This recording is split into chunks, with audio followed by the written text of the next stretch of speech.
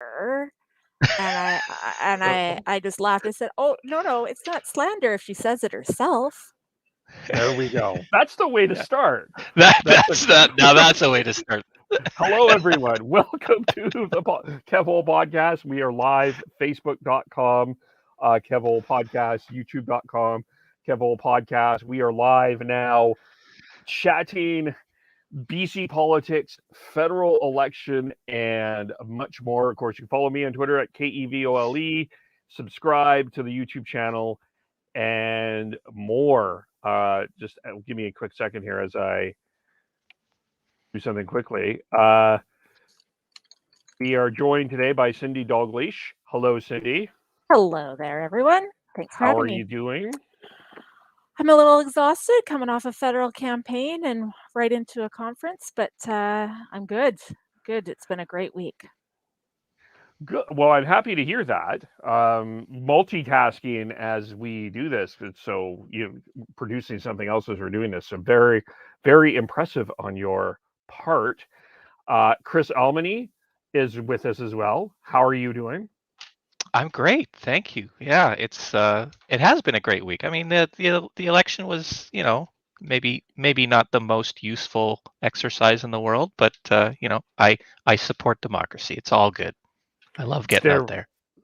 Well, we're going to get into that. We'll get into what happened in BC over the summer, because a lot happened over BC over the summer.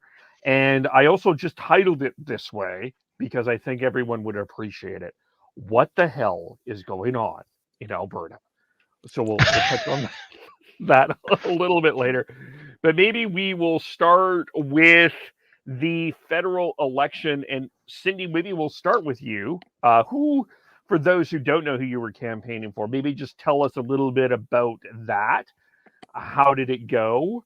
And sort of what were you hearing at the door / Zoom / however you were getting your message out? Yeah, for sure. So this will be the second time I was on John Aldaig's campaign here in Cloverdale, Langley City riding. Very happy to campaign for a man that is the person every politician should aspire to be. He is as genuine as the sun is bright, and he does not have an ego at all. He just thinks of himself as just a servant to his community, and he loves every minute of it. Last in 2019, he lost, not by a very large margin, and the rest of us were in tears. And the next day he gets up. We're all like in bed, devastated, knowing what we had coming in.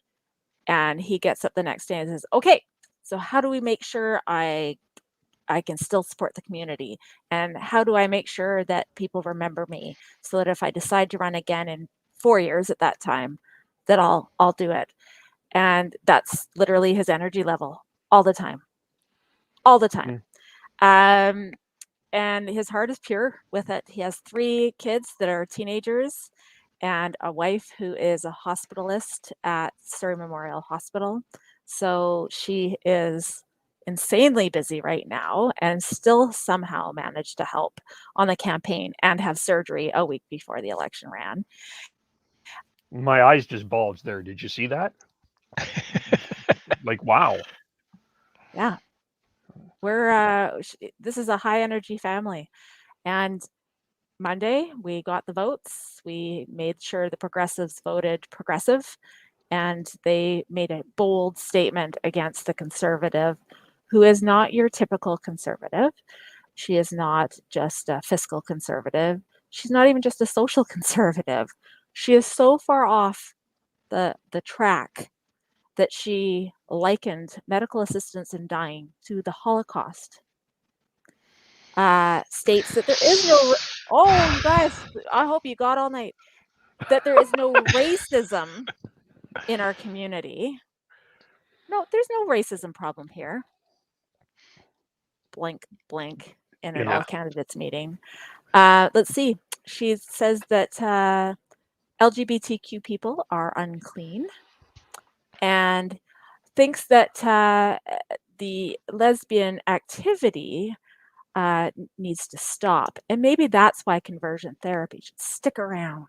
So, of course, she was one of the 62 conservatives that voted against banning conversion therapy. I will say also, she is part of ARPA, which is basically they want God in government. So here she is in a very diverse community, going to Ottawa for 2 years, preaching her views in when her constituency has probably 100 different religions that they practice, and she is not supporting any of it. Yeah, none of it. What was her? I wanted to call her Tamara Jensen. Is that right? Jansen. Yeah, Jansen. Tamara Okay, Jansen. yeah. Because I remembered some of the things that she was saying before caught my attention. But what just John Aldag, I was following his campaign on social media, and he was running a really good campaign. He seemed like a really good guy, a really good person that really was like that his social media game seemed to be on point from what I was seeing anyway. So congratulations to winning.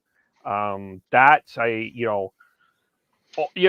just before I rant and rave about why the hell we had this election, I mean, honest kudos to everyone that was campaigning through this. This, was I can't imagine that this was easy. I can't imagine even though you won, that, they're even going through the doors just, or however you were reaching out, that people were necessarily excited to see you for a number of different reasons.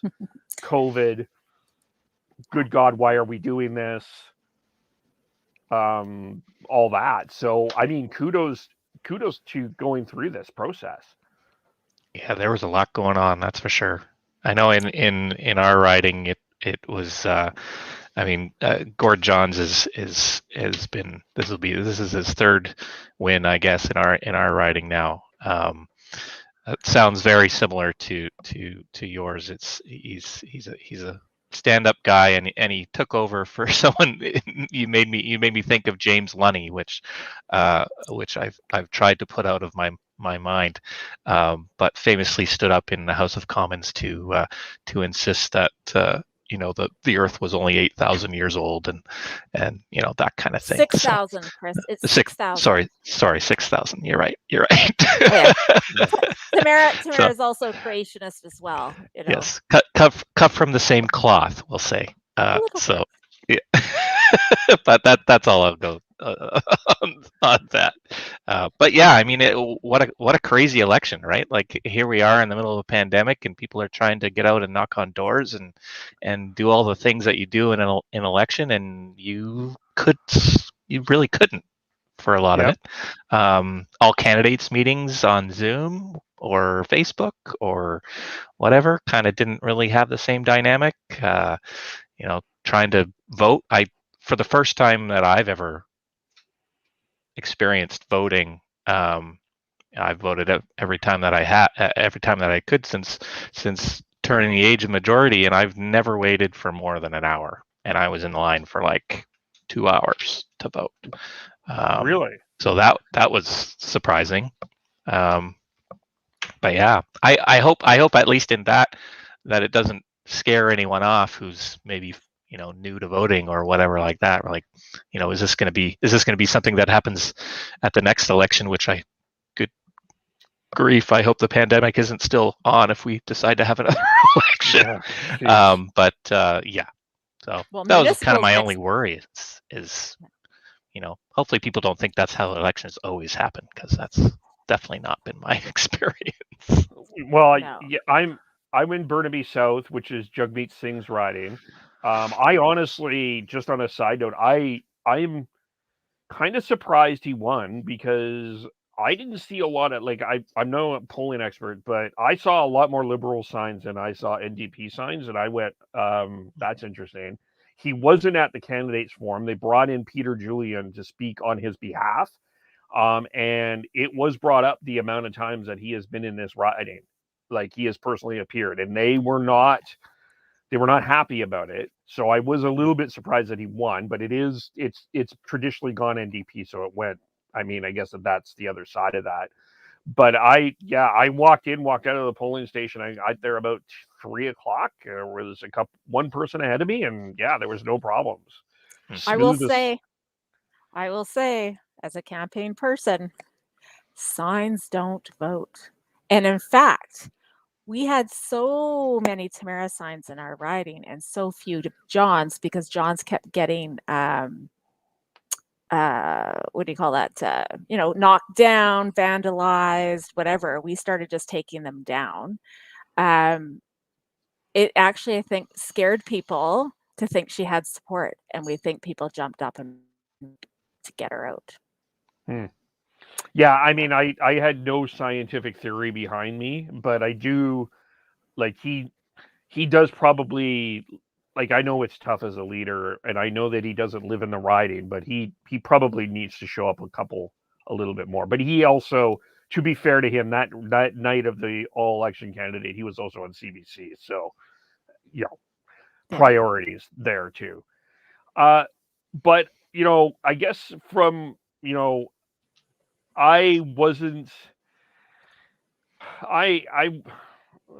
Cindy, if you came to my door, I would have said I am not happy with this election, and it's not that I don't like democracy, but it's not only was COVID, because Horgan called an election during COVID, and but we were just the start of this campaign. Was around a lot of people dealing pretty severely here in this province with BC wildfires, which we'll get into a little bit more. There was a situation in Afghanistan.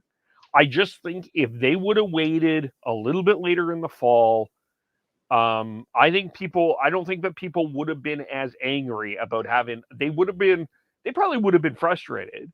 But I think that there was just so much going on. We just didn't need it now. They needed, if you looked at it from the political perspective, though, they needed to do it before the variant was taking off too much. If you're looking at it that way, there's a whole bunch of different reasons why people call a snap election. Yes, it's to try to get a majority. Yes, there's a bit of ego involved. But there's actually some really practical reasons. And I'm not saying I loved that either the provincial or the federal got called, except with the federal, at least we had the silver lining of having a chance to get Tamara out. But there is the position that if you are about to walk into what we're going to say is going to be an economic crisis, it's happening. It's happening. And you don't have a majority, what are you going to be able to accomplish? Whether you are a conservative, if the Conservatives were here, they would have done it. If it was the NDP, they would have gone to election at this point. They need to make sure that they can secure the ability to make hard decisions that are not going to be popular and have enough time on the other side of it to kind of come out of that heavy. I don't know if I'm explaining that well, but it's something that a lot of people aren't mindful of. We can talk about the 600 million, but the majority of that, like 95% of that, was pushed right back into the economy by giving people jobs. I'm before you jump in, I'm not angry about the 600 million. I think that became more of a conservative talking point. Like that doesn't concern me. It was everything else that was going on at the time. Maybe, Chris, go ahead. Yeah, no, I mean, I agree. I think in principle, it's governments are always looking, or should, hopefully, maybe we'll get to Alberta at some point. They're always looking a few steps ahead, right? And I think you're exactly right. I think if you look at it, how much time was left in their term and what they thought that they needed to do post-pandemic, they needed an election to try to get a majority feel like they had the power to be able to do what they need to do and get rid of those annoying little parties that are pushing them to do things that maybe they don't necessarily want to do in a minority parliament. So let's have an election. And I mean, I think they probably could have waited until November, like BC did. Maybe they had to have seen the fourth wave coming. I mean, come on. We saw the writing on the wall. We knew what was going to happen in Alberta. It was a mess in BC with the wildfires and all of that. So, I think they could have pushed it. And plus, people were off on vacation for the first 2 weeks of the campaign, so that couldn't have helped their chances. But it's all hindsight. So here we are with pretty much the same thing. And I'm somewhat partisan in that I'm happy that there's a couple more orange seats, but in the grand scheme of things, that's not really going to make a huge difference. I understand that, and we'll just see where we go from here. I think it's going to be really interesting to see how Trudeau, what he brings out in a speech from the throne, what he really bases this first session on, as far as is it going to be sort of we're out of the pandemic and off we go, or is it going to be we're hunkering down over Christmas and looking out towards spring? So I think it'll be really interesting to see how that all shakes out. Yeah, it'll be interesting to see if he survives this. Yeah, that's an interesting question, because one of the wonderful, I don't know if I could do this job professionally, but one of the wonderful things is the spinnersons that have appeared on all sides. And the Liberals, I don't know, they won, but they didn't get their majority. And as much as I think the Liberals have to at least ask the question about where they're at with the leader. He has not won the popular vote. He lost it to, if I may say so, a fake insurance salesman a couple years ago. No. I thought. I was going to say that's not O'Toole, is that? I thought that was Scheer. That was Scheer. Okay. But he also lost it to a guy that it took. People didn't know who he was, and you could argue that he was underestimated. But you could also argue that this was one that he probably could have had a majority for. It's interesting to see what the Liberals do here with the leadership. Well, yeah. I think he was behind the eight ball. I think Aaron O'Toole was really putting on just about the best campaign he could have in the first few weeks, and it scared the Liberals. And their messaging went negative really fast in those last few weeks. I think it was on CBC that they mentioned that they were a little surprised at the result. They were pretty happy that they came out with what they did. So I think they dodged a bullet. I think you're right. I think Trudeau has some liabilities there, and if there's, so we've had SNC Lavalin, and we've had wee scandals and various things. How many more of those can he survive? I have to preface this to say that I'm left leaning. I support John Aldag because he is the right person for the job, and the NDP don't have a shot in my riding. I'm provincially NDP, but Trudeau also had a decent COVID response overall. It wasn't perfect. Yeah. There's always room for improvement, but if you had to put in balance, who would we have trusted the most that has experience? It's a tough one because the NDP was never going to win the whole thing, unfortunately, at a federal level. And would you trust a conservative government in a pandemic? I wouldn't. Even if it wasn't the social conservatism that I was worried about, I wouldn't trust it. All the social program would be cut. we would have got something like a CERB, but it would have been about half the amount because they would have called us all lazy if we have savings. Like I could just hear it. You can hear the diatribe coming out of their mouths. No, absolutely. Absolutely. So I think we were very lucky to have who we have through a pandemic. It'll be interesting times to see what happens with this leadership, if they do calm down or what happens. Like, to me, okay, let me just toss a question. Was that Trudeau or was that the Liberals? And well, sure, but everybody is you can't pick and choose when you can fight it at Trudeau versus the people that support Trudeau. What I'm saying though is in terms of like the campaign, in terms of like the COVID response, because you mentioned if you were worried about the Conservatives, would it have mattered if it was Chrystia Freeland at the helm of the Liberal Party during COVID? The response probably would have been the same. Like, it's correct.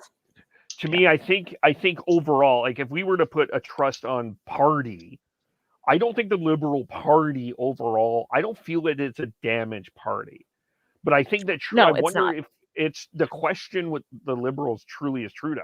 I think Trudeau is in a very different situation, but I don't know if the Liberal Party is necessarily in trouble. I would agree, and you would hear it on the doorsteps. John, I love you. You're the best representative we've ever had in this riding, and but I can't vote for Trudeau. I'd be like, okay, but do you understand how this works? That if you don't have a good representative that will hold Trudeau accountable, then this snowball effect is never going to stop. So if you want good people in a typical Liberal Party, then you need to elect good people to hold their leader accountable. And in essence, I would say John does a very good job of holding his leader and the party accountable. And it shows in his voting record. So, I mean, I almost feel like I'm campaigning already again for the next time, because these are the talking points, right? Yeah. People will say, well, an individual MP can't do anything. I'm like, yes, they can. Oh, well, what did John do for us? And then I list 10 things, and then they come back with their confirmation biases confirmation biases. And I could list 30 more things, and they'd still be like, oh, but Trudeau. And be like, help me help you understand the importance of local representation. You just can't convince people once they've got that in their head that they hate somebody so much that they will be one of those protesters out there that are hurling slurs, ready to, if they had a gun, you'd never know what they're going to do. Like, it was deplorable, and I wouldn't have wished that on Maxime Bernier. I think you're right. The conversations I had, just with my neighbors, they were the same sort of way. It was sort of like, I'm going to vote for Gord Johns, but I don't know about the Prime Minister. I don't know about Trudeau, and I think Trudeau is he's not. I don't think he's ever going to get back to what he came in with. Never. It's not coming back. And unfortunately, he had, and I agree with Kevin. I think the Liberal Party, there's a good governance principle that I think the Liberal Party, as the natural governing party of Canada, which rankles me every time I hear it because I love proportional representation, but that's a whole other thing. But in that vein, in the good governance vein, they believe in that. I don't think you could say the same thing about a large portion of the Conservative Party, if not all the Conservative Party. There may be just few hanging around in there, maybe even Aaron O'Toole. I don't know. But I think really, as far as a party that can guide the country through something like a pandemic. Again, I would love for the NDP to be able to do that, but realistically at the federal level, that'll never happen, at least not anytime soon. and the Liberal Party is kind of, it's there, right? So yeah, it is. It's going to be, what are we going to see in the next 6 months? We'll see if you know, that animosity toward Trudeau will morph into something more serious towards his leadership that might come up and bite him. I don't know. I don't think so. I think he'll probably be fine through the rest of this term, and you know, the Conservative Party is going to be dealing with Aaron O'Toole and whether or not there needs to be a leadership review there, and Jason Kenney is throwing a wrench into all of that at the same time. The Green Party is a mess. The NDP is doing pretty good, at least federally. It's I think it's probably going to be all right. And who knows about the Bloc? Oh, that doesn't affect us. No, not. No, I don't, to be perfectly honest, I don't fully see a leadership race happening during COVID. I don't. I think it could, because it can really unstable an already, you know, unstable government. I mean, a minority is not stable, and it depends how much the NDP are willing to work with Trudeau. And I think they are. And they've proven that they are through the pandemic. And I don't think we would have been as in great a shape without that pressure coming from the NDP. Now we have to see what happens, like you said, over the next 6 months or so with the pandemic, and then start seeing the number signs that are going to come in. We're going to see the interest rates go up and all the different things that are going to happen to affect the economy. And I hope people are steeling themselves for that. If you're snowed under right now in mortgages you can barely afford, you might want to think about downsizing ASAP or moving out of the area, because I'm going to tell you now, it's going to be a hard time. And I keep trying to keep that forefront, that balance of, I want the social programming because I firmly believe in that social programming, but I also need to make sure that we're taking care of a few other things too, without losing the plot. But I always cannot stand to hear when the Conservatives come out and said, your future's at risk, and you know, we've got this bazillion dollar deficit, and your children and their grandchildren are going to be paying for this forever. It's like, what do you think they're going to do? Take 80% of our income? Like, it will always just be a recurring issue. It's not ever going to go away. It never is. And if someone tells you in 10 years they're going to balance a budget after COVID, what planet are you on? Because it's certainly not the same one I am on. It's insane, the rhetoric that happens during a campaign.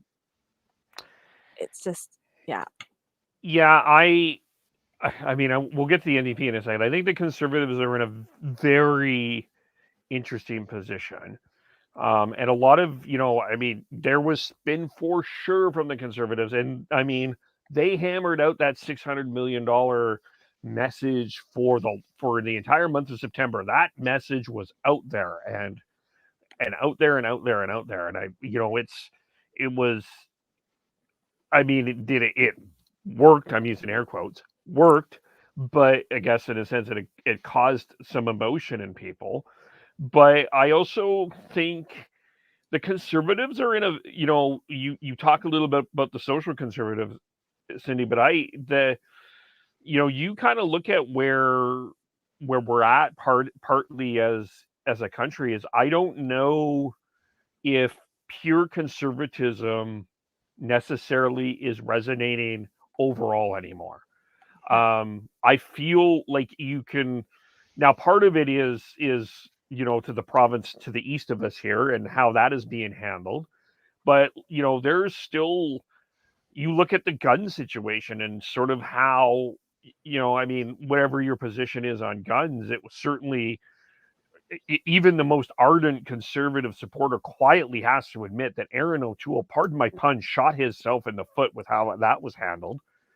Dad joke. Yeah, that was a bad joke.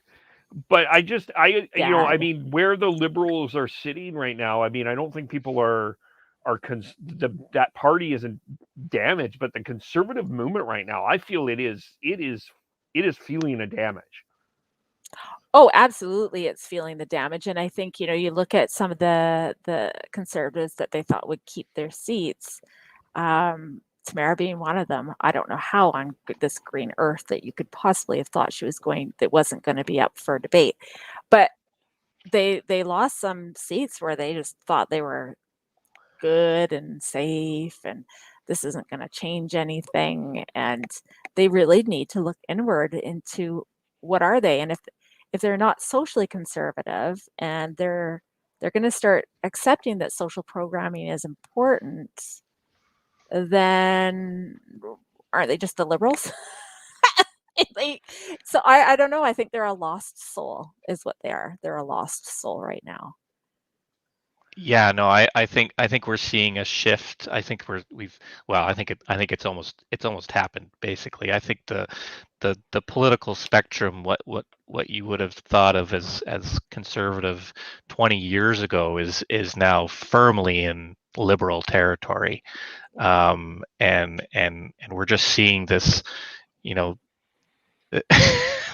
they're like dropping off the end of the ship as they go further right, for the kind of who's left in the Conservative Party. And you saw, Maxime Bernier, right? He came in second in the leadership of the Conservative Party, and then he broke off, and there he is, and he's pulling from, I think, significantly, if not from votes this time, maybe because people ended up getting a little spooked and said, oh, maybe I won't go down that road quite yet. But I think that's a great demonstration that the people who are still in that social conservative and strictly fiscal conservative set are very much being left in a small minority, at least in Canada. I don't know if it's the same in the United States. There's a little bit of that, I think, with the Tea Party and with everything that's happened with the GOP and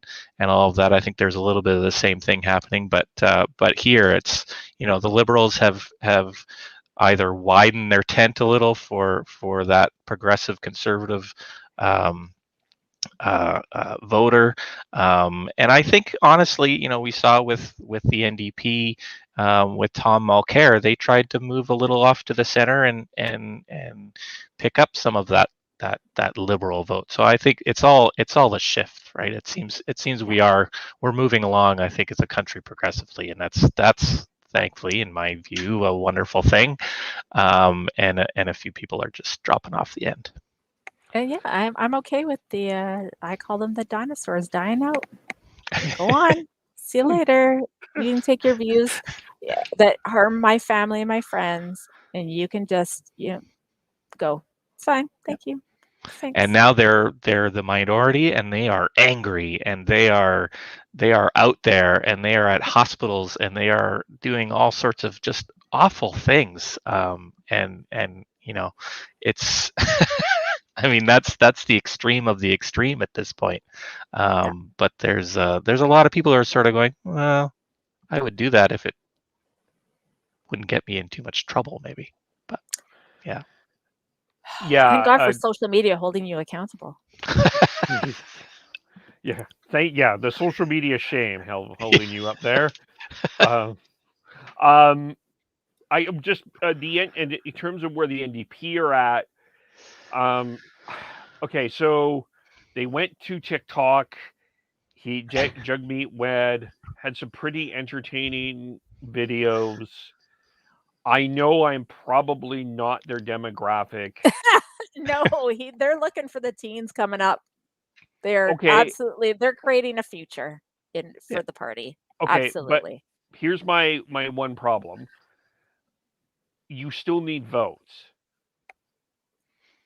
They gained a couple seats. Yeah, I think there's still possibility there. I love that people are, they harp a lot on TikTok. I think it's a whole lot of middle-aged folks like me who are like, I don't get TikTok. Why is Jagmeet on TikTok? I think it's I think it's I think brilliant. I think I it do is too. I Yeah. do too. I don't. My concern is, and I had two big problems with my two big problems with the NDP were not that they used TikTok. I just felt like they were for sake of getting the younger vote. I was worried that they were giving away the older vote, because I do still think. I mean, I think Jagmeet is probably. I don't think this is disputable. He's the most likable of the three. He was the most likable of the leaders. I think that's fair to say. And I'm going I to don't. say he's also the most qualified. You look at his resume, he's the most qualified. Fair. Okay. But are we Canadians? Are we ready for a prime minister with a turban on his head? And I say that as a white person because I yeah, no, recognize it. I see it. I hear it. And I'm like, come on, we can do this. We had Barack Obama in the US. We can do this here. I love some. him. I do. I think Jagmeet's all that in a bag of chips. I like him too. I did some work for the polling for some surveying for the NDP a couple years ago, and that was a concern that a lot of NDP supporters I was talking to had is he going to land because of the turban? That was, and I think I think he's done a wonderful job. My concern is just you got to get the older people to vote, because they do vote, but you do have to attract the younger audience, which is great. And I think I had no problem with him using TikTok. That's not, but so I was torn on that. But I think the other thing that I think was a mistake was there were a lot of attack ads on Trudeau, which is fine, but he did not spend a heck of a lot of time attacking O'Toole. And I understood, like, you got to try to get after the left vote, but I think maybe he could have spent a little bit more time denting that conservative platform that he did. I agree with that. Because he kept saying that he was going to be, like, he was genuinely hoping to become the leader. Like he was hoping for an orange wave.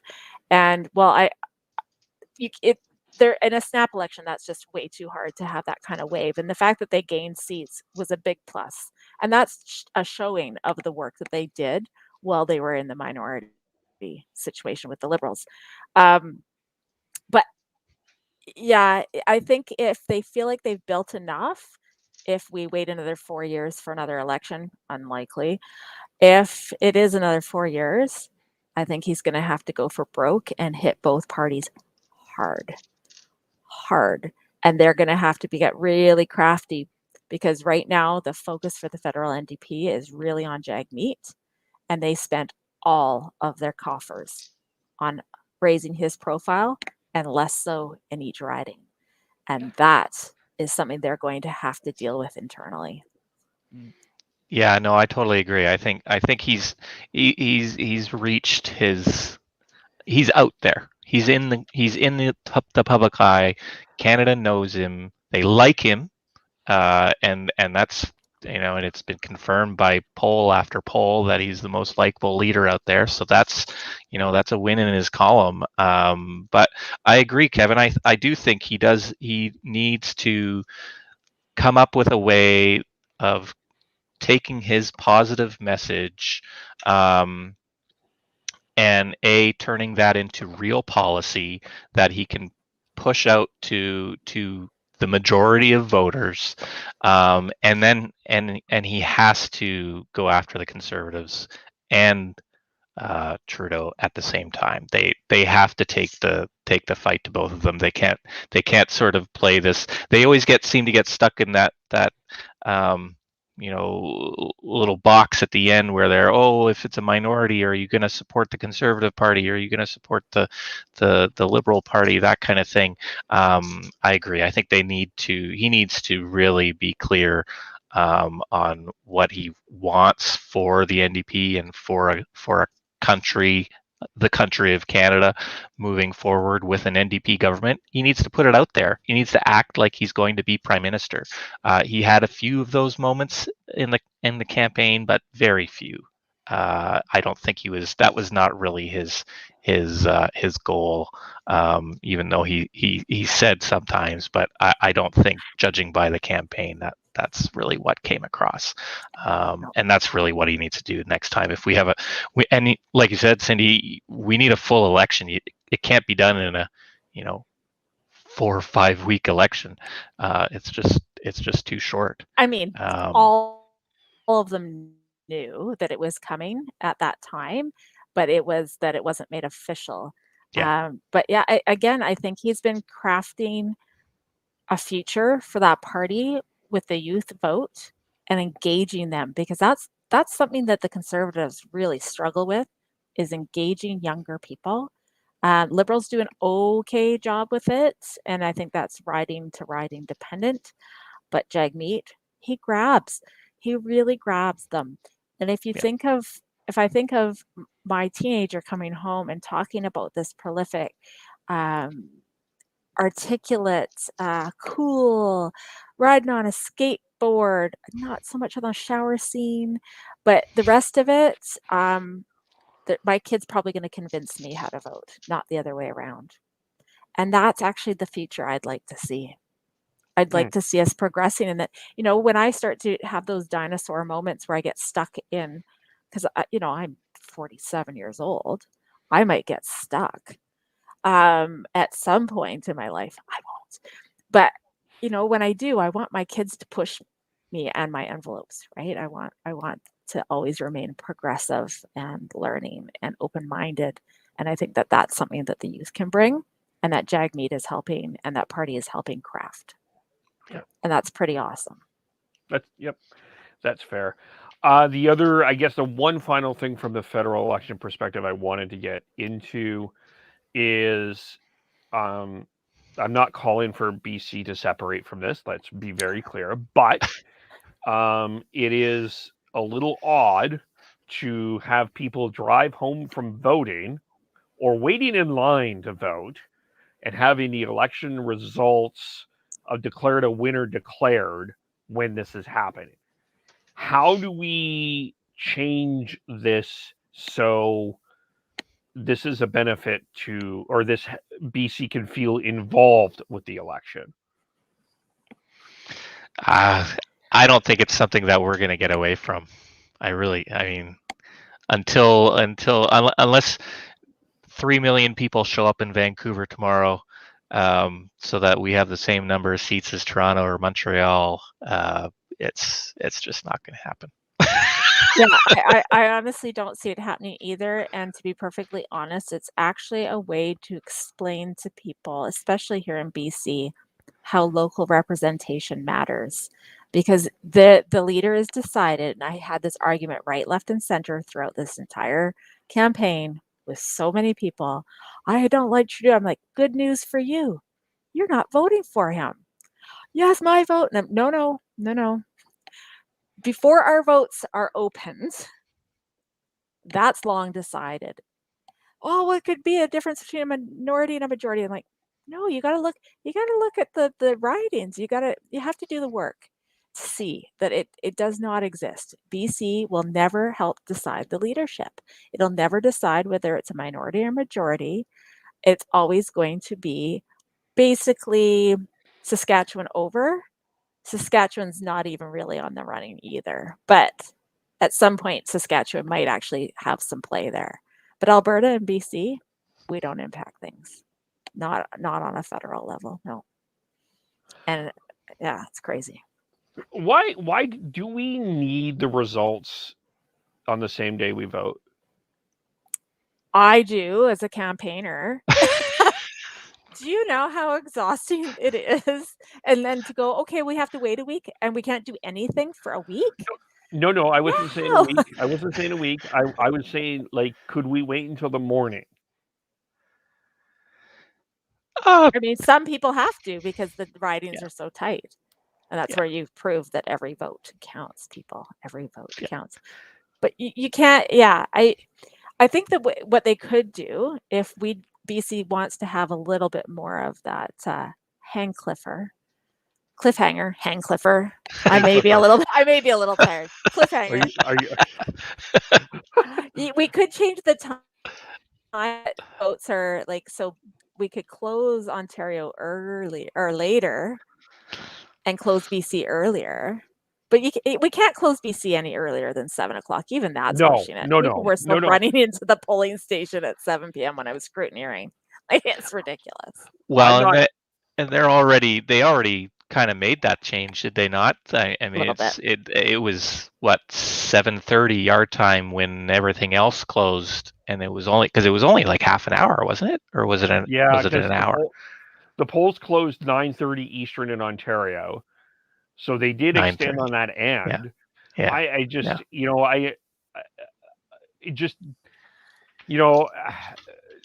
that's the only, like, I'm not, like, please don't get me wrong. I'm not saying BC needs, this is not a move for any separation or anything like that. I just, and then I do think that I would like to see some sort of, I mean, to at least look at some sort of change where it's even for like the leaders just to wait all this time. Like, when did O'Toole give his message?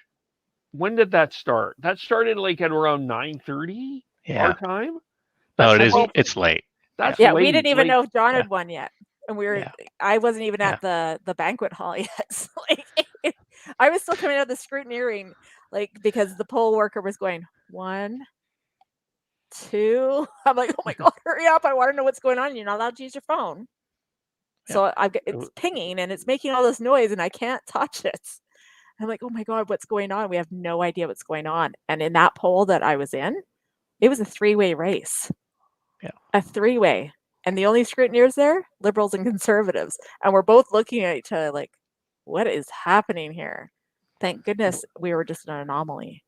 So was the count from Sesame Street doing this? 1, 2. It's funny you say that, because that's actually a joke that between a friend of mine and I. 1. Well, and maybe you're right, Kevin. Maybe we should just hold off for 24 hours and let the counting happen and have that all, play out, and then the next night make it an election results event, and that takes away. They can have their speeches, all that stuff. I don't know if that's even a possibility, but hey. Well, and some are, like, some people were not calling it until they had the mail-in ballots counted. But Elections Canada has statisticians that are looking at the probability. And for example, we had 3,700-ish vote mail-in ballots, and there was a lot of, oh my goodness, that could just flip. Maybe she'll win. And I'm like, statistically very improbable. So we knew going in, we were pretty comfortable, but there's always that little nag in the back of you going ding, ding, ding. And then we also look at the statistics of who does the mail-in votes or who goes to the RO, the returning office, to do their votes versus who waits till election day or advance polls. Why did they start counting them the day after the election, though? The mail-in ballots? Yeah. Resources. Okay. It's a resource thing, for sure. It's a resource thing. And I'll explain that process, if you don't mind, for a second. So they're pulling out the ballot. They have to cross-reference that ballot with the voter registry list. It's not like when you're at a polling station and they just count. First you have to register all the votes. Then you can put them into the count. And then the count actually doesn't start for about 3 or 4 hours after this registration process starts. It was a 9.5 hour day for 3,700 votes. And that was with, I think, 8 poll workers or something like that. Yeah. It's really tedious. So, I mean, there's the benefit of having that mail-in voting for the comfort, especially in a pandemic, but the labor intensity of it, when everyone's already so bloody exhausted, it's a resource issue for sure. Yeah. And especially when you're in the middle of a pandemic, working with less resources than you would have. Yeah, and Elections Canada absolutely faced that this time. We had lots of complaints. Why isn't there more places to vote and whatnot? Because the turnout, especially in my riding anyway, pretty darn close to what it was in 2019. It was shy of about 1,500, I think. and lots of lineups, lots of complaints. Why aren't there more? I'm used to voting here and not there. And if people don't sign up to participate, then they can't have those polling stations because those aren't guaranteed in advance, right? They do it based on the numbers of staff that they can get. Fair. Well, see, this is why we do podcasts, so we learn information. So little bits. I won't give away all the secrets. Fair enough, but you gave us the most important. Oh, well, good. Anything else on the federal side that we need to chat about? Oh, well, yeah, we should totally talk about proportional representation. No, I'm just kidding. We're not doing that by tonight. Another day, though, because people don't understand why that didn't happen, and I'd love. Do we want to talk about the Green Party? Is there anything to say about the Green Party? John even had a shout out from across the floor from Elizabeth May saying John was one of the good guys. He was so supported nonpartisanly. It was insane. People, that's what you want, right? But yeah, the Green Party not doing so hot. What? Well, what happened? Oh, they went into the election. They didn't have a chance. It was just they were a complete mess from the start. Or do you mean before the election got called? Yeah, just there was nothing there. There was nothing to be able to work on any of the goodwill that they had created over the past, how long has Elizabeth May been there? All the work that she's done, it's just all down the tubes, and it was all set in motion before the election even started. So, yeah. We didn't even have it's sad. It really sad. We didn't even have a Green candidate. There was somebody, my husband said there was somebody outside the grocery store asking for signatures hours before everything was due, and he didn't get them in, or he didn't have enough in time. Green Party just was not present at all in our riding this time. It's unfortunate because I rather have more parties than less parties. But yeah. Well, and especially with the shift over to the PPC, I think there's a section of Green Party supporters in there that may have gone over to that side, and that's a concerning thing to think about. But it's sad to see them go from almost 8% of the vote down to less than 3%, somewhere around there. That's pretty devastating for a party that's been on the upswing for a long time. Yeah. And I will add that the PPC, they pulled from all parties this time because of things like vaccines and the vaccine passports. It's funny to see how many people decided to spoil their ballots this time and write no vaccine passport down where they're supposed to be checking off a name or other not so a little more offensive things to say on their ballots. And there was NDPers that went to the PPC, Conservatives, Liberals, Greens, you name it, they went. A true protest vote, I think. A true protest vote. The PPC needs to be taken seriously only because they are a threat, and they are a place for those that are in this. They are making a space for those that are disenfranchised, that are not informed. They're taking advantage of misinformation. I like how you say that. Yeah. They're misinformed. They really are. The candidate, again, in John's writing, the candidate here, he's a great guy. He's a very nice guy. And there's things about the PPC that resonate for him, but I can guarantee you not all the things in the PPC resonate with him. But he presents, he just wants to see people stand on their own 2 feet a little bit more. He wants to remove those social programs. He doesn't think everyone should be forced to do things just the government way. And it's like, okay. Thanks for being so nice about it, though.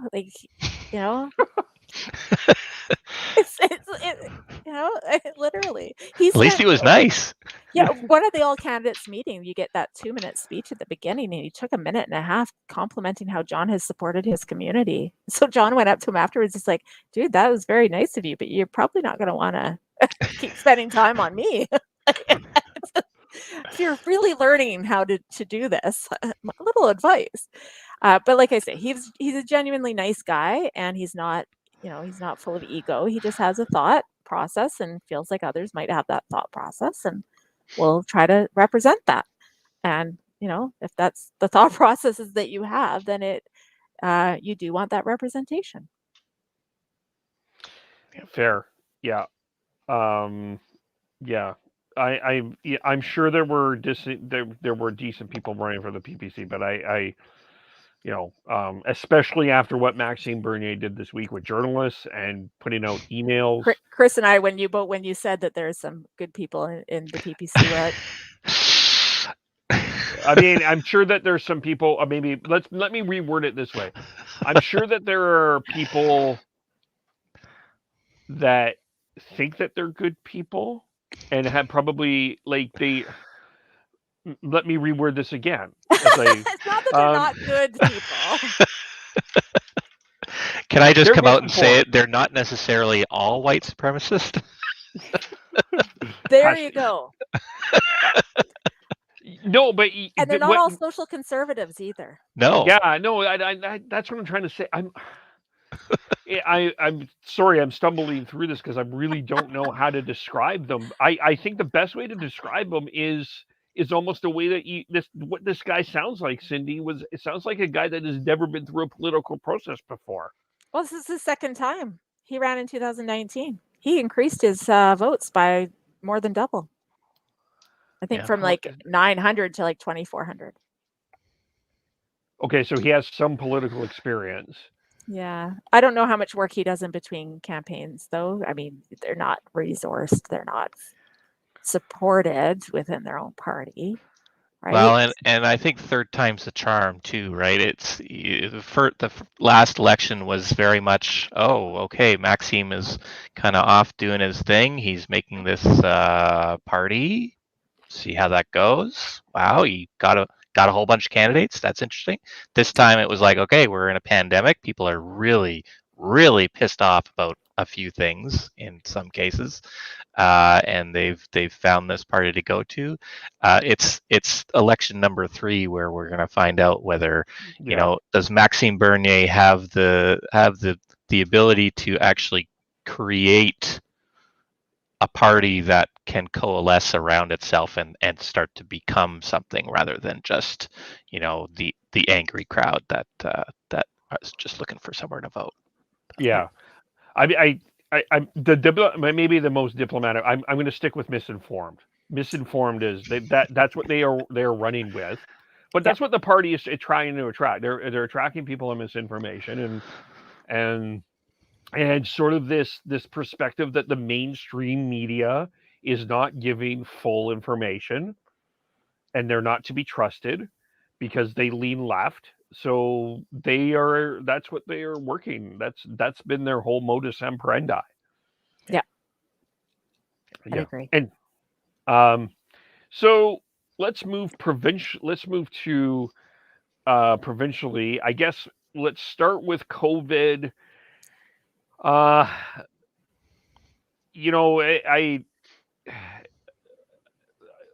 What did we think of the response? I mean, we had Dr. Henry come out it was the end of, she sort of, it was, I wanted to say it was the end of June. She came out and said everything was, I felt like it was June. They had the summer's going to be okay. Certainly didn't say best summer ever, but went through stages. What did we think? I think we went through the stages way too fast. And we should have held off when we saw the Delta was coming. Yeah. I mean, it was clear before July that other jurisdictions were having trouble with Delta. It's hard to be able to compare it with Alberta now, just because Alberta is in such dire straits, and I don't want to make light of it because it is horrible. But we're not that far off, and our policies were not that far off from where Alberta was.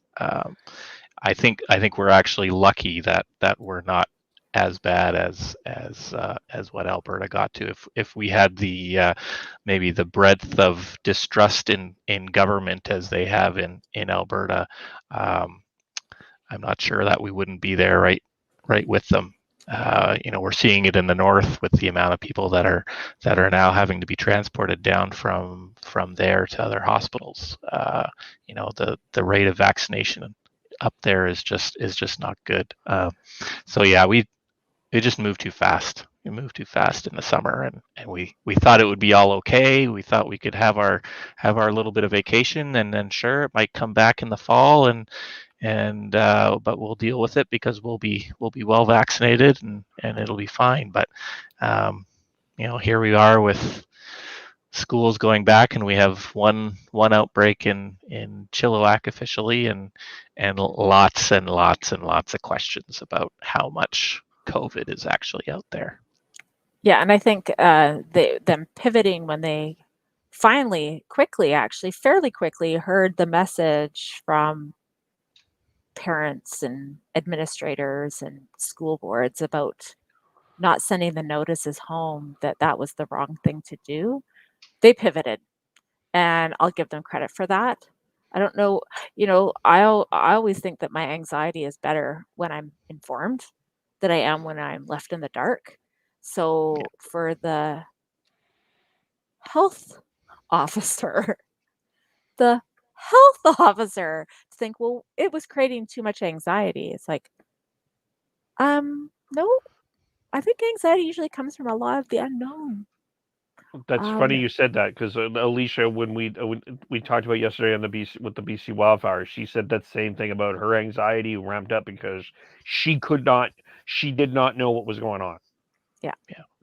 So well, and I think there's a little bit of projection happening there. I think the anxiety was very much at the political level and inside government about, how do we keep a lid on this if it does get out of control, and unfortunately, I thought that Henry would be a lot stronger. A year ago, I thought that she would be making the decisions based on public health policy, but it's just not happening. It's politics, and they're doing what they think economy.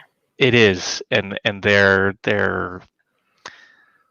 basing their decisions on whether the politics is going to work out for them, and then credit to them, you're right, they did switch right away as much as they could when they started to feel the heat, but it shouldn't have gotten to that part, right? No, but I would also argue a little bit that it's not as political as we may want to think it is. I think we're trying to confirm that bias that we think that everything's political and whatnot.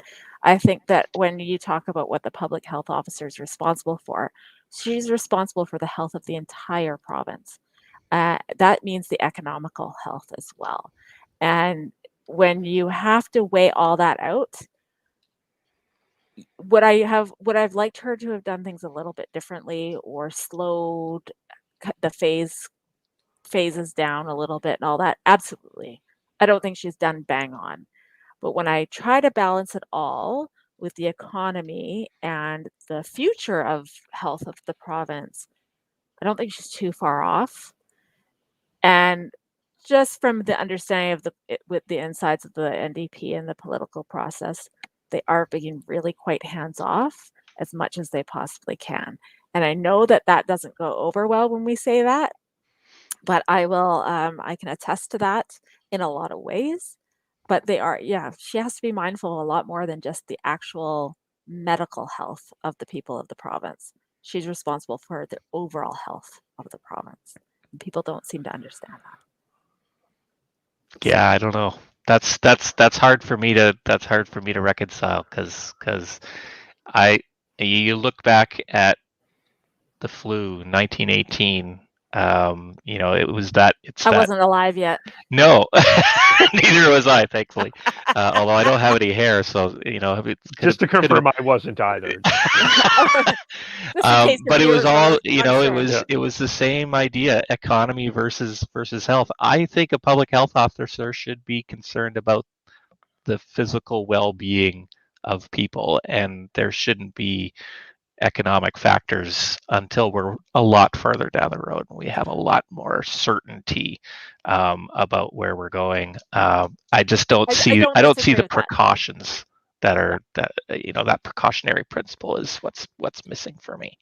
And I don't disagree with that. And I look at it from, if we're not looking at the economic health of the province, we're going to have way more poverty issues. We're going to have way more addiction issues. We're going to have way more social service needs. And so it's trying to keep people afloat and not be on the social program. The balance is just really, really tough. And I don't think anyone's going to do it perfect. Nobody has. Yeah. Not even our favorite New Zealander. It looked good and then it blew up again. And then it looked good and then it blew up again.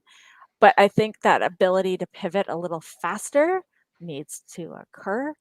And I would like to see that happen. I mean, if the school in Chilliwack is 2 weeks into the school year and we already have a shutdown, we need to pay attention to that. And maybe we need to pull back, or maybe we need to give options to families again, because I know that this affects so many families of children that are immune compromised. I think of people like my cousin with Down syndrome. And if he was to go and get COVID, he's not surviving it. And he's double vaxxed. Yeah. He won't survive it. And we can see that within the immune compromised. We just can't risk it. Yeah. So it's tough. Yeah. Hate this conversation already, just because it's I do. I'm tired. I want COVID to go away. I think I'm not a health officer and I don't have a medical degree. And as much research as I can do on Dr. Google, I'm never ever going to have the same level of understanding of all the different facets that the communications person that's attached to Dr. Bonnie Henry is never going to give all of the information. They are never going to tell all of it because it's too far detailed and the public can twist it, media twists it, and it doesn't end well. So trying to keep it as simple as they can, it's just a nightmare for everybody. And I don't begrudge people for fighting against it, and I don't begrudge people for not fully understanding that. But here we are. Yeah, and I think I agree with you, Cindy. I think I emphasize with you. I think people are tired. I think that this originally, I think a lot of people were looking at 12 to 18 months. We're at 18 months, a little bit over 18 months now, and we're talking about a fourth wave, and I think people are exhausted. And I mean,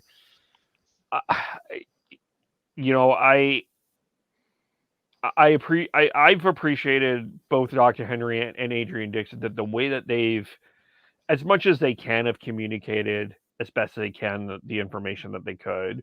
I know that some people are, some numbers are not being delivered, and I think that's there's a lot of other things going on there that I do agree with you on.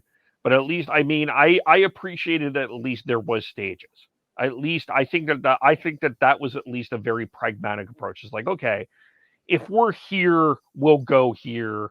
If we're not, at least it gave themselves the permission to move in and out. I mean, and you can argue the pace of that. And you're right. I'm not Dr. Google either. So I can't say, and I don't know all of the information, but I do think that they've been mostly pragmatic about going forward. Yeah. Yeah, and I think it was. I mean, thank goodness we didn't go into stage 4 at Labor Day. That was a obvious decision, and they made the right one there, right? They pulled back. They didn't go as far as that they thought they would. So that's good. But we're what I two things I really would like to see out of them. That just either has been getting worse or just hasn't happened. And one is, we need the information, and there are other jurisdictions in Canada, Ontario, Manitoba being the best examples, where they have clear information around the hospital issue that we have now. There's a bunch of basic data that for whatever reason, 18 months into it, we're still not getting from our government, and I just can't justify it. There's no Nope. reason why it's not there. If other jurisdictions are doing it, we could have done it by now. And the other part of it, and this is more, this is just government, and it's happening all over. When is a government going to actually step up and be precautionary rather than reactionary? Yeah. I mean, there's been a little bit of it, and thank goodness there's been as much as there has been, but we're still reacting a whole lot when we could be taking examples from other places in the world, when they see spikes in new variants or something like that. We know it's going to come here. We knew Delta was going to be here. We knew how virulent it was compared to the original. We knew all that was out there. So God forbid that we have a fifth wave with something else. We have to get to a point where we're at least more precautionary around these things and not constantly reacting, because the cost of reacting is death and sickness and huge cost and burden on our healthcare systems. I mean, how can our hospital and healthcare workers go through another 18 months of this? I mean, I know a bunch, and they are just spent. I don't know how people keep going. And I know there's lots that have already given up and just left and said, forget it. I just can't handle it anymore. And I think we're at a real risk of that coming apart, and people just saying, no, I can't do it anymore. And we start losing our hospital system that way. So, we have to do everything we can to prevent that from happening. I'd like to see suicide rates. Yeah. I know that those are going up. There's no way they're not. You just look into the media and you start seeing people, oh, so and so's gone missing here in Surrey.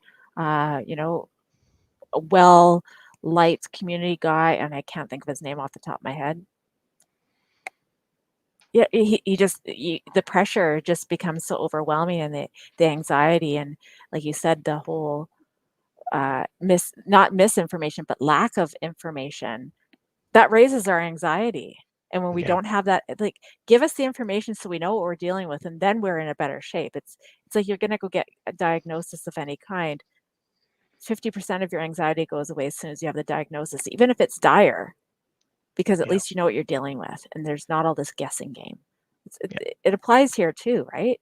And you're talking about reactive and proactive. I'm kind of pivoting out of COVID and talking about education. It's like we are so reactive in education, and when we're not proactive, we see how it affects society, but it takes 10 years to see it, and nobody makes that correlation of when we don't invest now in our education system, the K-12 system, and how much we spend afterwards when we've got the high incarceration rates, we've got addiction issues, we've got poverty issues, all those different things. And if we just invested now, we could save ourselves a whole lot of money 10 years down the road. Just politics, they don't talk about it that way. Yeah. Was that a good pivot, Kevin, or where like I just segued on my own? Yeah.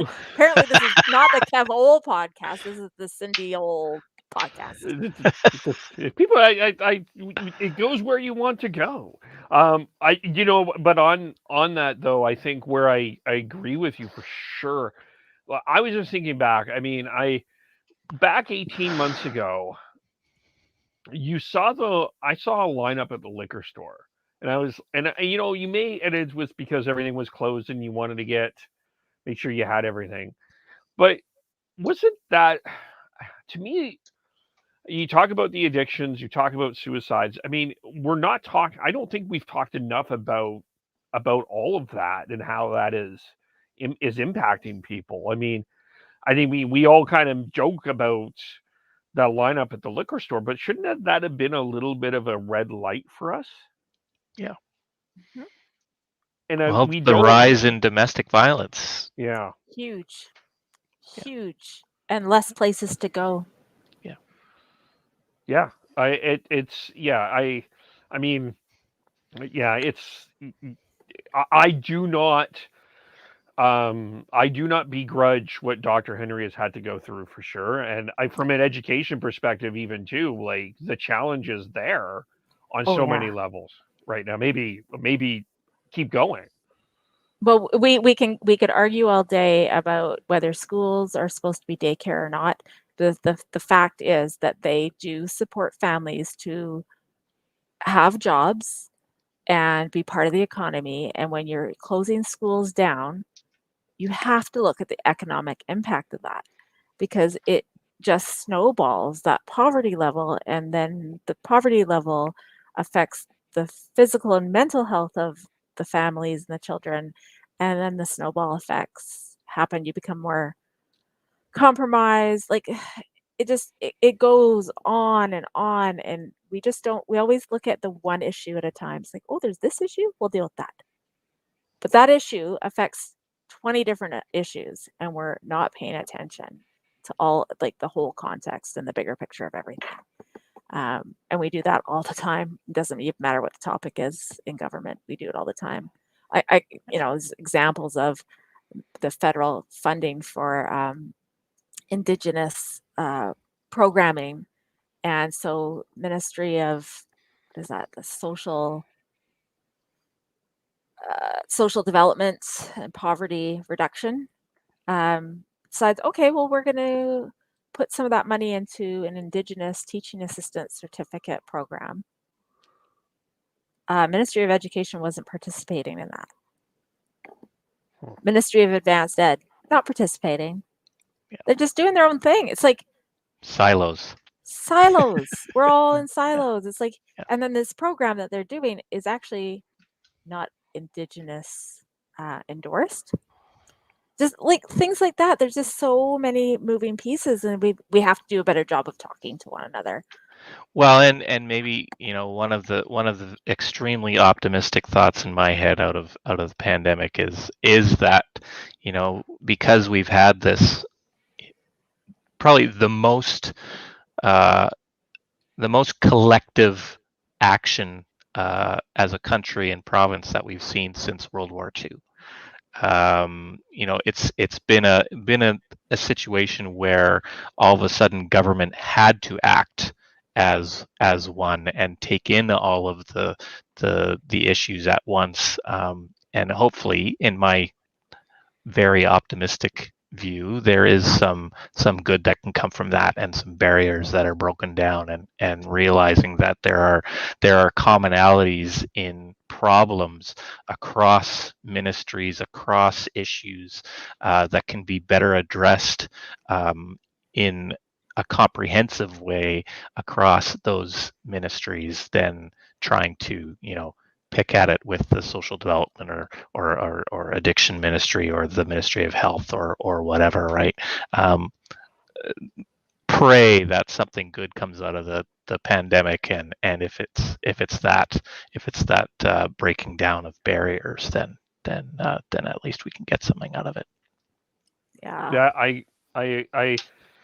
I've been one that has been hoping that there's been more collaboration than there has been opposition, just working together to get through this.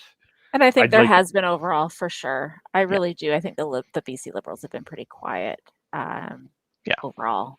Oh, I think politically, I think BC, well, I can't speak for other provinces. I don't know, maybe aside from Ontario, where I know there's been a little bit, but I think BC has been an amazing example of the political parties really haven't said anything to each other for 18 months, and they've been very cooperative.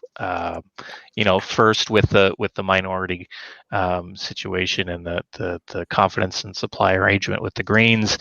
That seemed to work really well going into the pandemic, and they made that work, and the Liberals did their part, and since the election, even you would have thought that there would have been more opportunity for either the Greens or the BC Liberals to if not snipe, at least oppose a little of what has been going on as far as pandemic response from the BC NDP, but they haven't, and I think that's out of a recognition that there needs to be cooperation in a time of an emergency. And they've been very selective about the issues that they want to really go after. Oh, you can bet though that they're putting them all in their back pocket for now. Yeah, probably. Yeah. Yeah, and they probably have a very large back pocket. Well, I don't know. The BC Liberals seem to have crumbled on the internal scale. It'll be interesting to see their leadership. It's been pretty quiet for a little while on the leadership side. Yeah. When is the end of the leadership race? That's a good question. I might Google that while we're chatting here. Honestly, I've forgotten. I have only seen Aaron Gund. Is that his name? Oh yeah, but what? No. Yeah, I don't know. I honestly don't know. It is. Yeah, no. You've only seen. Well, Kevin Falcon's in there. I haven't seen much of him though. We've got Gavin Dew, Kevin Falcon, Michael Lee, Val Litwin, Ellis Ross, and Renee Merrifield. Right, Ellis Ross. Yeah. Yes, you can. Renee Merrifield's out. Gavin Dew will be out. It could come down to Michael Lee and Kevin Falcon. Ellis Ross may be a third. But yeah, it doesn't even. I don't even see the date. Like how? What did it? Set a date, people. Like after the pandemic, 2 years later. No, they can't. Isn't? No, it has to be soon. Yeah. Yeah. It has to be 2022 for sure. It is 2022, but I just don't see like an actual date. It's and maybe they just figure the media is still so seized with the pandemic day to day. It's still the only thing almost on the news. So maybe they just figure they won't really put it out there until at least there's an opening. No, okay, so I actually found a date. What is it? What date is it? BC Liberal Leadership Election Organizing Committee will provide for voting to take place from February 3rd to 5th, winner to be announced on the 5th of February. There you go. 2022. Okay, so I guess we have some time to figure that out, I guess, but okay. Yeah, it's going to be fun to watch because it doesn't affect anything for me. It's still going to be the BC Liberals that dismantled education.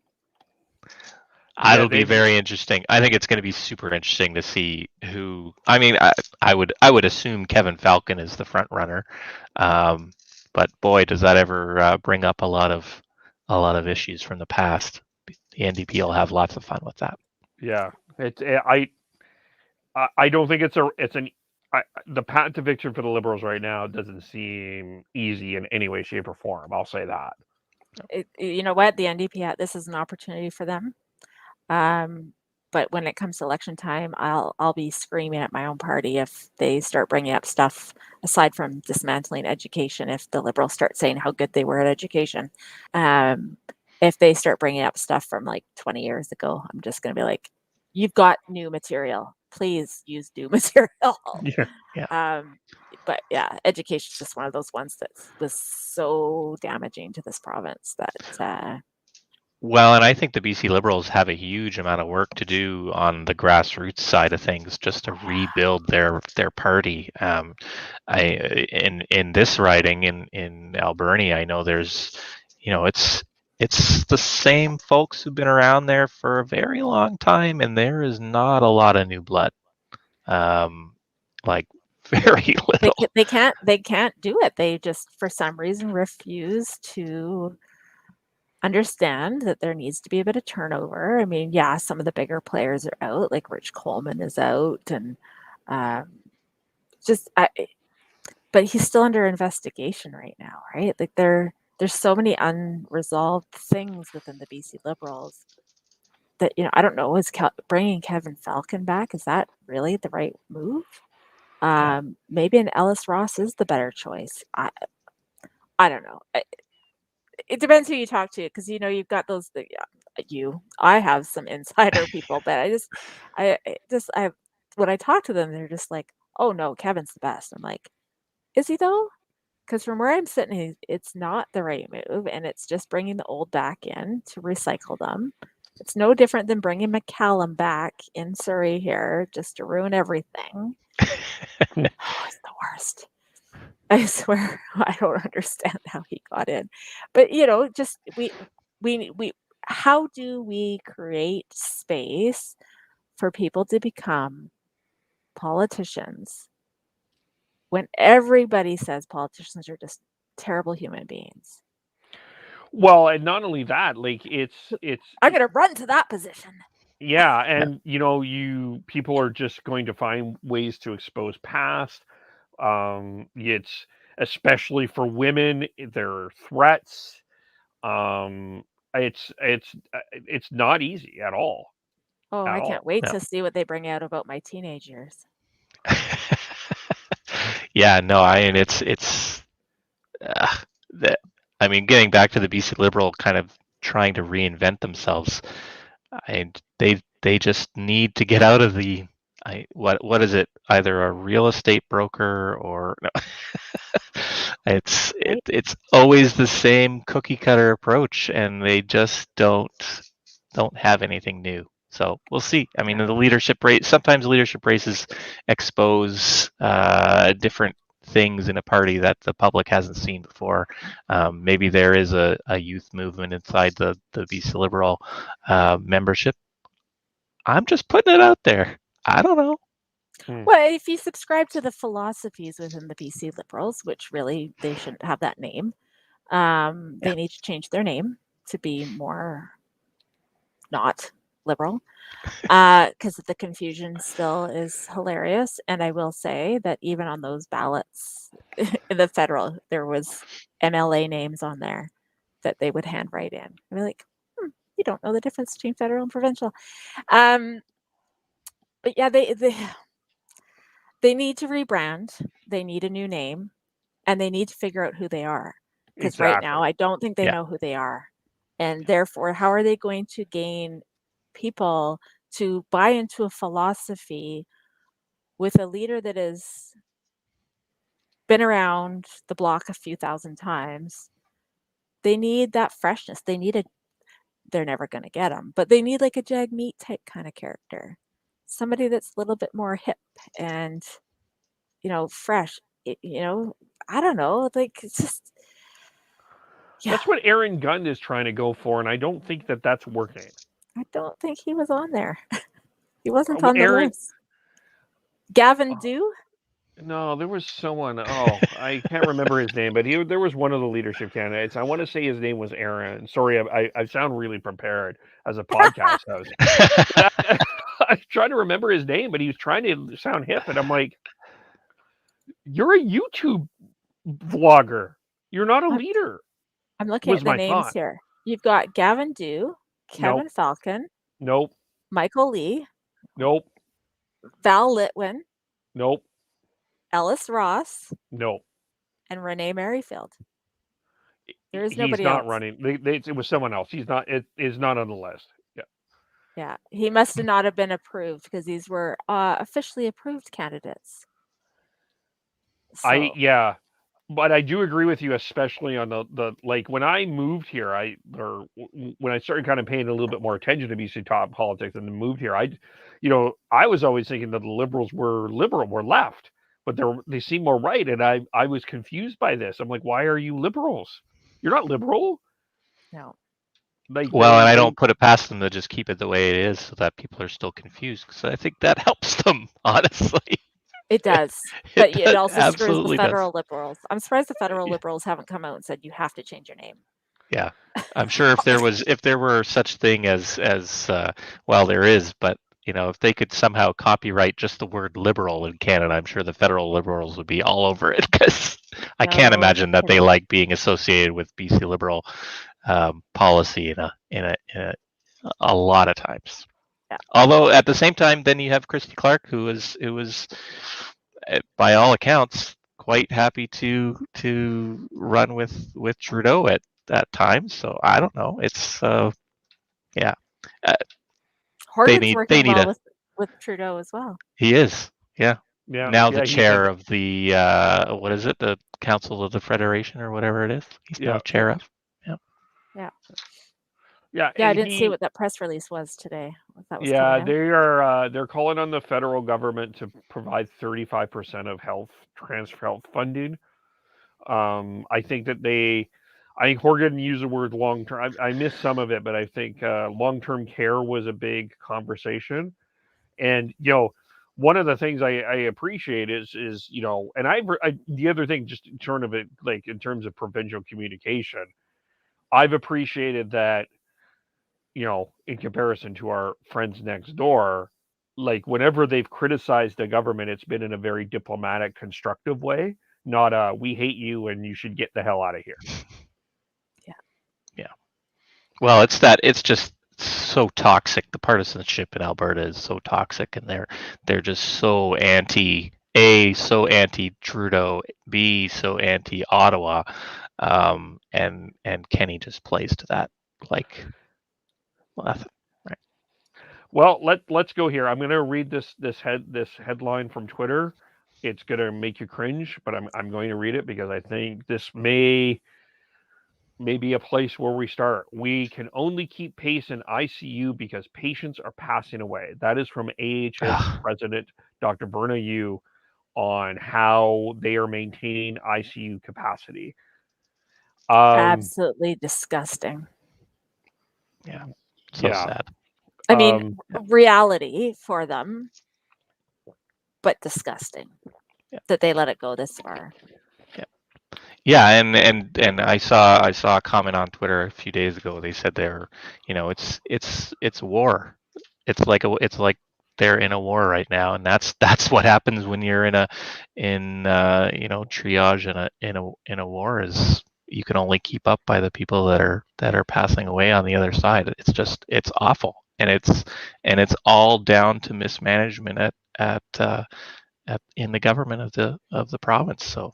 Yeah, no, it's just terrible. I don't understand how not only to have gotten it this far, but that they still, and there doesn't seem to be any pushback in the UCP party at all to change. They're still anti-passport. They're still all of it, and it doesn't seem to register that there's people suffering and dying in just obscene and horrible numbers. So yeah, I don't understand how it's gotten this bad, and I don't see how Jason Kenney can hold on to his premiership except because he has such a huge grip on that party, and the party is so down the road of the anti, well, we'll call it the freedom movement. But I was hearing, I was hearing today something like Horgan still has like a 66% approval rating, and Kenny now is down like it's 26%. So he doesn't. I don't think he has the hold that they think he does. I think there's a lot of conservatives in Alberta that are very concerned about the direction of the UCP and Jason Kenney being there. So it'd be interesting to see what plays out. But again, it's hard for them to push towards an election or a leadership race in the middle of a pandemic. Yeah. But with Shandro, was it Shandro that just walked away? No, well, he didn't walk away. They traded his position for another health minister who's now in Jason Copping. So Shandro is doing what Copping's old job was, and Copping is now in the health minister position. So that was the big that's definitely helpful. Shuffle. Yeah. Or Shandro could have just stepped up and done things really properly. Like, why do that movement if you're it's the bureaucrats within. It's not the figurehead involved. Yeah. Well, let me just read the numbers here in Alberta this week. 1,616 new cases today, 18,000 tests, 9.4 positivity rate, 1,058 in hospital, 226 in ICU. All were unvaccinated. 17 new deaths in 24 hours and 66 deaths within the last 72 hours.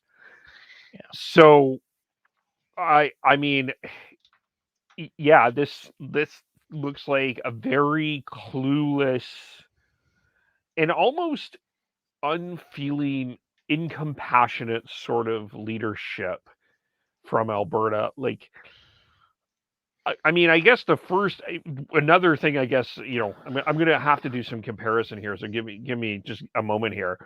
At least Horgan, for whatever, Horgan has stepped away and said, okay, this is Dr. Henry and Adrian Dix this is what they are handling. Jason Kenney needs to put his hands everywhere. I mean, this is like, if you want to know the definition of micromanagement, this sure the hell seems like Jason Kenney is a micromanager, and he needs to be in the middle of absolutely everything. And it is, I see that as a huge problem. Oh yeah, he doesn't care one bit about what the right thing is to do when it comes to the health and well-being of his province. He only genuinely cares about how do I get reelected and how do I keep control. And I think that's the big difference between what Alberta is presenting and what BC is presenting. And we went to a snap election to get a majority. But it, to be honest, our Green Coalition, whatever you want to call it, was starting to crumble, and we needed an out. Andrew Weaver leaving that forced that issue. But over there in good old Alberta, it's a very different picture there, and he's really just, he's going to kill more people through this process than he could ever imagine, and that's something he's going to have to live with. And I don't know how anyone in their right mind can do that. He needs to back off and let the professionals take over. Yeah, and so to that point, what I was wondering as I was hearing that the federal government, they had asked the federal government for support, and they're sending Canadian Armed Forces personnel there and all that. I mean, it is a catastrophe what's happening in Alberta.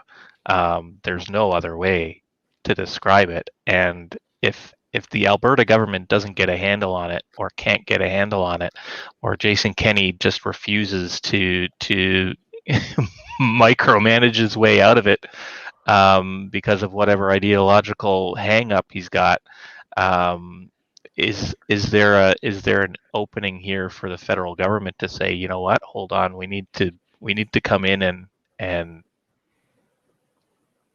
stabilize the situation? I mean, at what point does that happen? Because there's already, like you said, dozens of people dying at a time, and it doesn't seem to be slowing down.